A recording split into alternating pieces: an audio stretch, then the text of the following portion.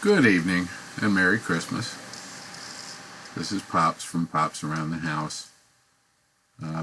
This is not financial advice, please. This is for my entertainment, and I want to show you how I recently caught a 50% gain on a position I had open with ALCX or Alchemix. I hope you will look at this on a full screen computer. It really doesn't make any sense on a cell phone. But what I did, as you know, Alchemix recently pumped from approximately $21 all the way up to $37. Now I bought at $21.53 and I sold at $32.17, which is for me it was about a 49 point something percent gain, 47.7% net gain for me. I could have gotten a 75% gain, but there's a reason I backed out before that, and I'll explain why. But basically what I do is I am currently on TradingView on the 4-hour chart for Alchemix, and the green line here is where I bought Alchemix at a price of $21.53. And I look at over here, I'll put the assets up that are on Coinbase. There's 200 of them. I zing down through here, and it's a long list as soon as it populates, but it doesn't really matter. I look at a lot of assets on a regular basis. So anyway, I start out by keeping a close eye on the 4-hour chart on Market Cipher, and I use Market Cipher. If I said that wrong, TradingView is what this chart is, and this indicator down here is Market Cipher, and as well as a lot of the symbols in here are Market Cipher as well. So I keep an eye on the 4-hour chart initially, and I decided to buy Alchemix at it was December 22nd at 7 o'clock in the morning. Okay, and the reason I did that initially, what caught my eye was right in here at this green line. Let's look at this purple line is the relative strength index, and the yellow line is the simple moving average. Simple moving average is moving up. Relative strength index is very high. Now, I have a tendency to buy a little bit sooner than Market Cipher says to, and most of the time it works out for me. But for example, why did I buy here? What indicators on Market Cipher led me to want to buy? First of all, this big green dot down here at the bottom indicates, as I understand, the likely lowest price this is going to go on the 4-hour chart. And as you can see here, it was pretty much all green from here on up. Okay. Also, the red money flow. Let's look at the money flow. Right here, here's the likely low. The money flow indicates what's called oversold, and then it turned to green, which is good money. The higher the green gets, it's more overbought and likely to go down. But I bought right here, and it was a little soon, but it's okay. You can see that the likely low going up through here, right here was a small green dot, which was a possible buy area. If I'm not mistaken, that green dot will appear whenever there's a cross on the money flow from red to green on the 4-hour candle, or on I believe any time frame. Now, Market Cipher did not say actually to buy again until this green dot, which was represented by this blue line, and the red line is where I sold. So let's put this down and look at it again. So on the 18th, I also looked back at the 15-minute chart, and that may get it. I must ask for your patience with the 15-minute chart. Goes all the way back here, and the 15-minute chart was looking good. Okay, the momentum was coming up, relative strength coming up, simple moving average coming up, but I don't make an entry decision based on the 15-minute chart. I trust higher time frames much better. And if I look at the daily chart, where I then would have entered, I must have something running here. We'll close Coinbase. Basically, I looked at the daily chart, okay, and on the daily chart, at the green line here, it was also, the relative strength was increasing, and the simple moving average was starting to hook upwards. And when I purchased, I decided, number one, that there was a potential here for a 100% increase. And I'm going to reset this chart here to go all the way out. And the reason I base that on, I went to the 2-day chart, and you can see I bought right here, and it looked like we were breaking resistance, or we were very likely to break resistance. And then also at the 3-day chart, and it seemed to me that a pump from this level here up to here was not much of a stretch, and that's that would have been 100%. Now let me take these drawings away. And so, you know, I bought roughly right here, and I thought it would pump up to somewhere in the $43 range, which would not have been much of a stretch. I figured when we look at this particular, what is that, November 30th, it had reached a high of 25.88 approximately, and you can see, you extend that line out by the left, and it looked to me like it was going to pop through all those previous levels of resistance, and in fact it did. It did not go up 100% from my position, but it did go up about 75%, which was right to there, which was a pretty healthy jump over these prior tops. Excuse me. So, and so let's take a look at a couple of other things here. Now, again, I apologize for the lines, but let's go back to the 4-hour chart. And in fact, let's even go to the 1-hour chart.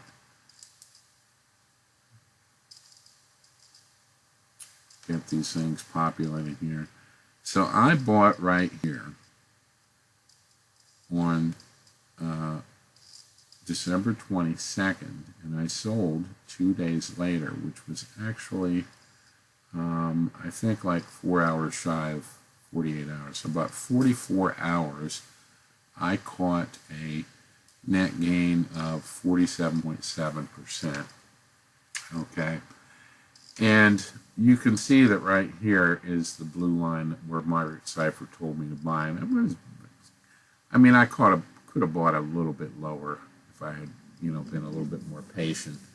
But I happened to be around, and let's look at the 15-minute chart, because that's where it really happened. Look at this red line right here, and how it started to pump right before that, okay, on the 1-hour time frame. Now let's go back to the 15-minute chart, and excuse me, I have it on Heiken Ashi candles right now.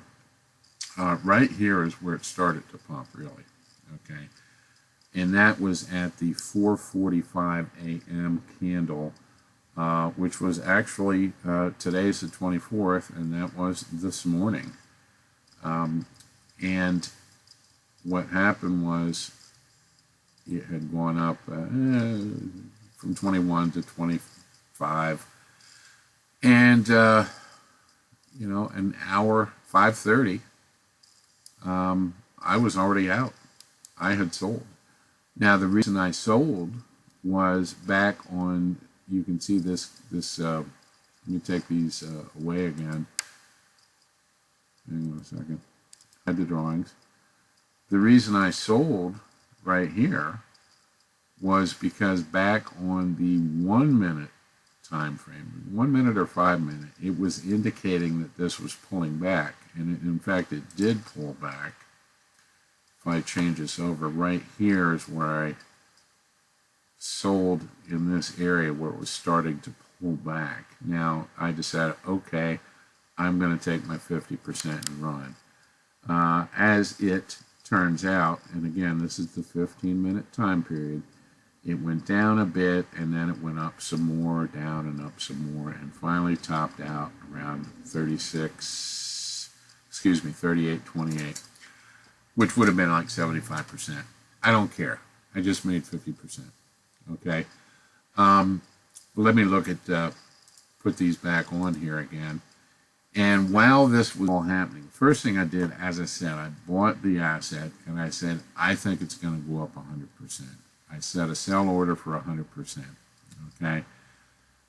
Then once it started to move, and I just happened to be here to keep an eye on it, it busted through 25%, busted through 50%, it busted through like between, I added this 37.5% just in case it came back. I was like, okay, I'm going to pull out. But it kept going, and it got to a bit over 50%, and then it started to pull back. And when it pulls back,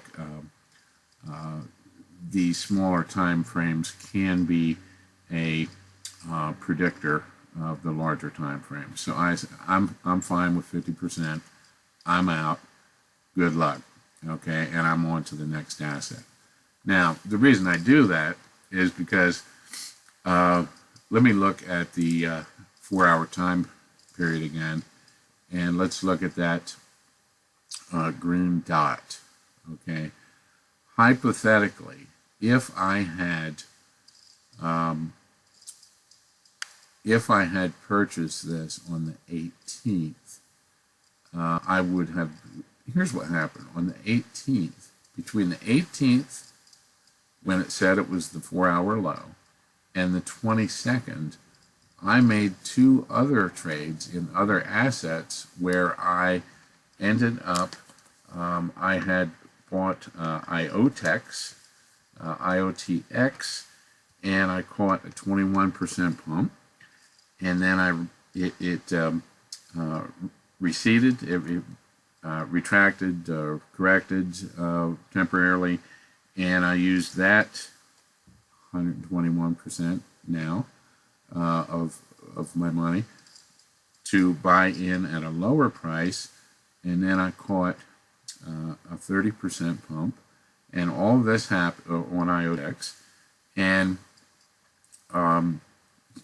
so I caught 50% of my money more between here. And by the time I bought in ALCX, Alchemix. So, and all in all, I have turned in 40 days through, I bought SEI plus 25, XCN plus 50, XLM minus 10. Not a good thing there. But that was, I sold that at a bit of a loss because I sold everything at wherever I was in the position on, December 11th when Bitcoin took a big dip. And then I waited about a week and I re-entered again. Then I bought IOTX, caught a 25% pump. Bought again IOTX, caught a 30% pump.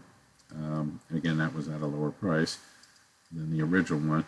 And then I bought ALCX, and I caught the 47% pump. So in 40 days, with 6 trades, I went from $10 to $41.32. And that is a 299% gain. Okay. Now, $10 is laughable. But what is important is lessons learned in this trading challenge that I'm doing. I figured this way. If I can't make money starting with $200 split into 20 assets rotated on a regular basis, then I have no business fooling around with $2,000 or $20,000. Okay, I know that in any one of these legs, one of these 20 legs that started out as $10, I could lose that entire leg if it's at 1,000. No, listen to this. Okay, let's say I put $40 into an asset right now, which I did, into another asset, and the only way I can lose money, there's a couple ways. First of all, Coinbase can get hacked. Second of all, Coinbase can delist the asset, which would no longer give me easy access to the asset, which would mean I would have to pull it off, transfer it off to be able to sell it on another exchange, or the asset could go completely belly up, which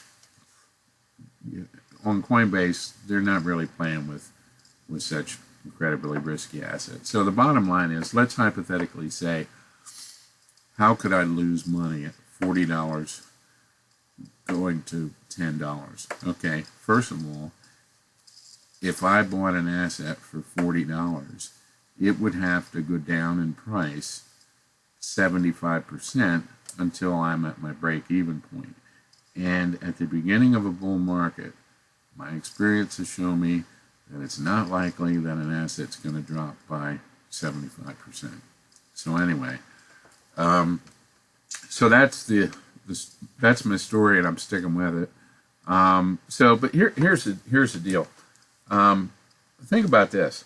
So in 40 days. Now I did a 4x on $10. Okay, and I'm doing this right now because first of all, it's building skills, etc. Second of all, at 4x in 40 days, here's how you calculate that. There's 365 days in the year divided by 40. There's 9 potential. There are 9 potential 40-day segments in a year. And I'm not going to do the math for you, but do this. Take your calculator. Let's do it right now. $10 times 4 is $40. Whoop-de-doo. That's one 40-day segment. Let's do 9 of them. And I'm not saying this is going to happen, but we're talking about percentages here, not about what's important is a percentage and where, potentials. So that's one. Every time I press equal, that's another 40-day time segment. Remember, we're going to do 9 of them. Okay, there's 1, 2, 3. Now that's 120 days right there. That's 3, 4, 5, 6. 6 times 4 is 240. That's about half a year. Okay, 240. Yeah, that's 3/4 of a year almost. Okay, should I go further? All right, that's 6, 7. How many times do they do that? This gets confusing. All right, let's start over again. All right, 10. times 4. 1, 2, 3, 4, 5, 6, 7, 8, 9. I don't know, dude.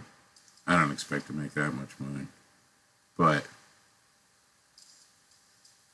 this is simple mathematics. I mean, here's the deal.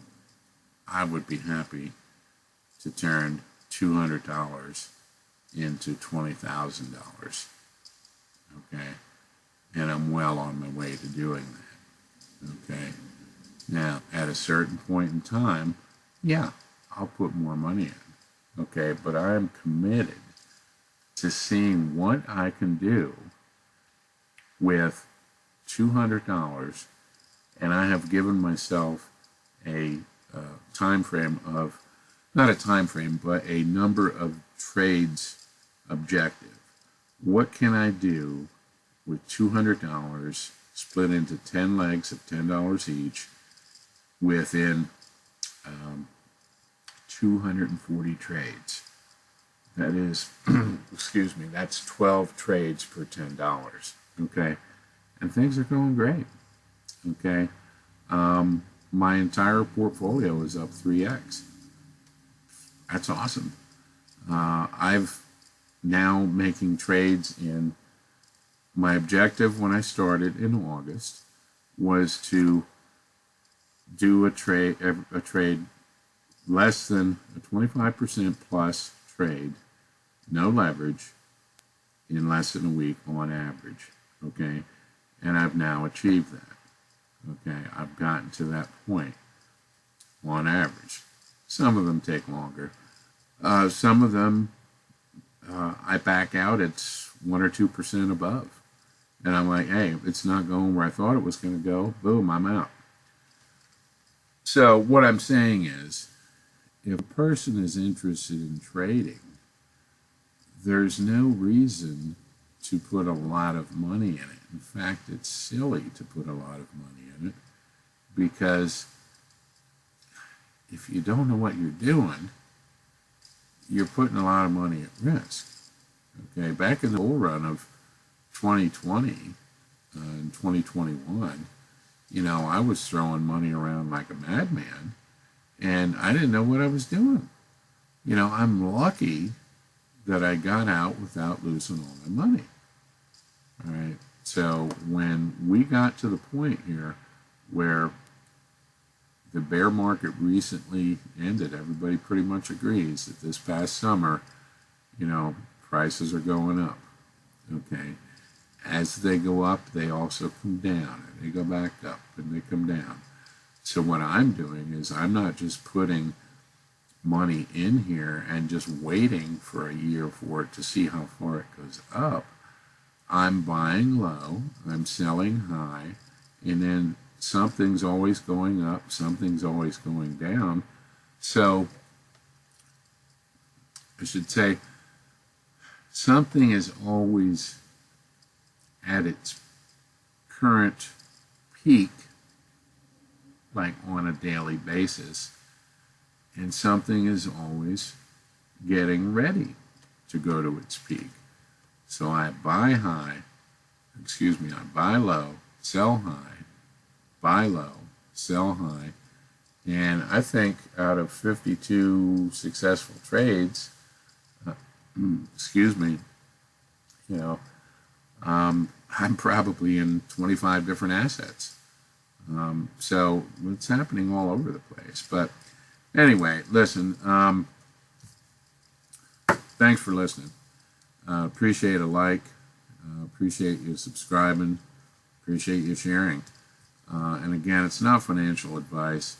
This is absolutely fun. And what makes it more fun, a couple things. First of all, I started with a small amount of money. Okay. So the stress of risk is very low. The stress of loss is, okay, if everything went to zero, oh boy, I'm out $200. Okay. I would be more distressed by all of the effort that I have put into this. However, that effort came with many lessons of mistakes made on low amounts of money, successes made, yes, on low amounts of money, but the benefit is just massive. So I feel really good going into the coming up in the Bitcoin halving, when at that point pretty much everybody's expecting some kind of a dip before the halving where prices will reset. Then I'll go in with some more money. Anyway, I'll let you go. Tend to ramble on. Sorry for being so long, but again, Merry Christmas, and I'll see you again soon. Take care. This is Pops.